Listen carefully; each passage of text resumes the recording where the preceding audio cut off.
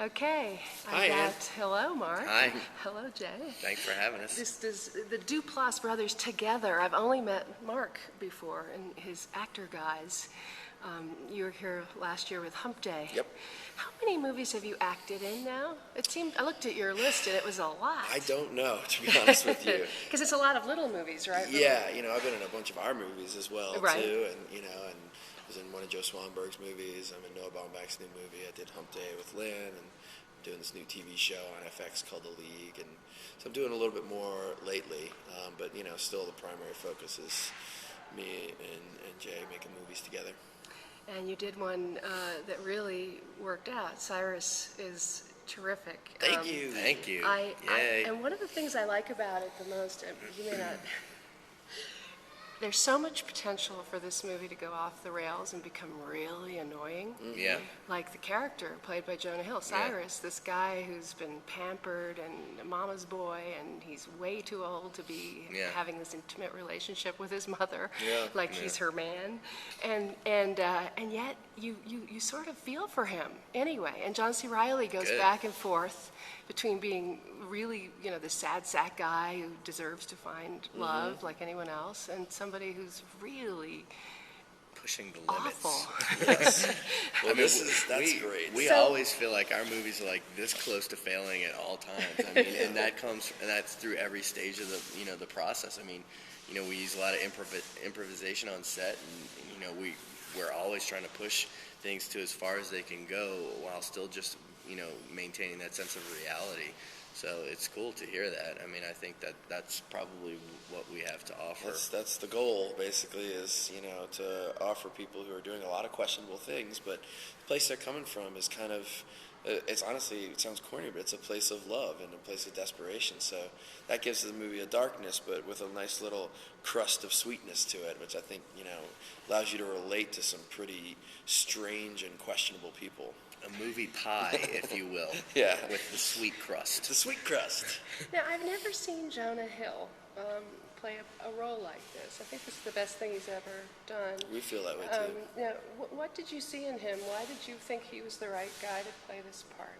Well, we know him personally, and first of all, the most important thing was that he liked our movies, but specifically for this role, there's a little bit of darkness to Jonah, and there's a depth to him that we hadn't seen him portray in his previous movies, but we knew that was there personally, and he had a desire to express that and to go deeper, and so we wanted to go there with him.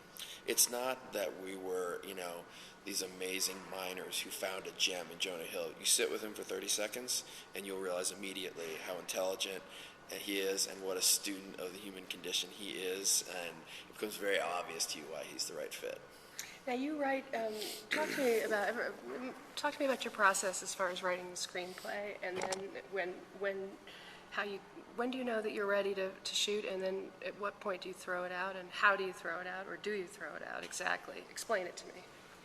Well, we're usually ready to shoot very quickly. We don't really like to write a lot of drafts. One of the things that script-wise that we're obsessed with is structure, and that is how scenes are going to move and how things are going to change and how characters are going to evolve and where they're going to get to. And we're actually very traditional with story structure. And we'd like to keep the parts inside of them, unique and different. The way that things play out once we get, we know that we're going to want to improvise on set, so we don't fuss over the dialogue that much. That being said, we try and write something really inspired so that the people who are putting up the money are inspired by it, and that the actors are inspired by it, and they know the type of character that we're trying to convey, and then we throw it out immediately when we get on set. We don't even rehearse because we don't want to start going over lines that have been written. We don't like to go over lines at all. We don't like anything to be said twice. So as soon as we get on set, if the actors are willing to do it, what we would prefer to do is to not even tell them anything. We go so far. We basically just want to have something happen spontaneously in the moment, and we'll take whatever we can get. And then once, we're just trying to create that environment to foster that lightning to strike. And once it does strike, then we'll get back into Then we turn into assholes, and we're not so loose and lovey-dovey, and we're like, let's get this, let's get this, then we get into our writing. Once that amazing, genuine human interaction has happened and we feel that it's right for the scene, we'll start getting back into our writer brains and start exacting the types of things that are going to fill out the scene and give us in editorial what we need to finish it. So like in a typical scene, how many takes would you do? A lot of times something 7. beautiful will happen in the first or second take, and that ends up being, what is in the movie, 80% of that. But I would say for some reason, lucky number 7. It's like we do 7 takes. I don't know what it is. And they're long at first, and they start trimming down, and then sometime around take 3 or 4, Jay and I start the strange process of talking to our actors in the middle of the take and suggesting lines of dialogue to them right in the moment, and they spit them back out, and it's like this thing that happens, and it works really well at times. And a lot of times we don't need to talk to them because their instincts have gotten them to the right place immediately. So we're luckier in some scenes than others. And how would you describe how you write? I mean, literally. Mm-hmm. Who's at the computer? Who's at the pad? Who's writing? Who's sending things back and we forth? story together, and we come up with the entire structure of the film and the scenes that are going to be in the film, together. Talking. It's writing like on note cards, it's almost getting like it together. an oral history that we start with, where we start telling. We sit in front of the hearth, and we and rocking chair, pipe, the whole pipes. thing. We shave our heads, But then once we've gotten that, then what I usually go out and I bang out the first draft and I speak it into a dictaphone and just act out all the characters. And the dialogue's usually kind of shitty, but it's a good starting point.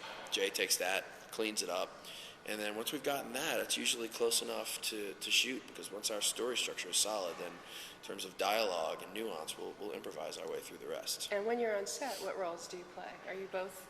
Who's handling the camera? I mean, how does that work? I actually shoot the A camera and do a lot of the shooting. I'm a terrible cameraman, so I sit in a little room. Well, when we and did watch our the smaller monitors. movies, Mark would boom. We would actually function Really? like a documentary crew, like a 2-person Like on crew. Puffy Chair? Well, since Mark Puffy I was in, but Right. but on That worked. Baghead. but Baghead, Yeah, we did Mark that boomed way, it. But yeah, I mean, and then after each take, basically Mark and I will conference with each other, see if we're thinking the same thing, and then we'll split up and usually direct the actors separately. We like to keep secrets about what's happening next. We don't, if we're gonna throw a wrench into the situation, we don't want the other actor to know that it's coming, and so And there's some good cop, bad cop that goes on depending on the situation too. So Yeah. Who's the good cop? Jason was always I'm a good also cop. Mark's better at bad cop than me. Oh, that's interesting. I'm just a better asshole, Joe. It's just in me there, and I take a sick pride in bringing it out sometimes. I don't know why.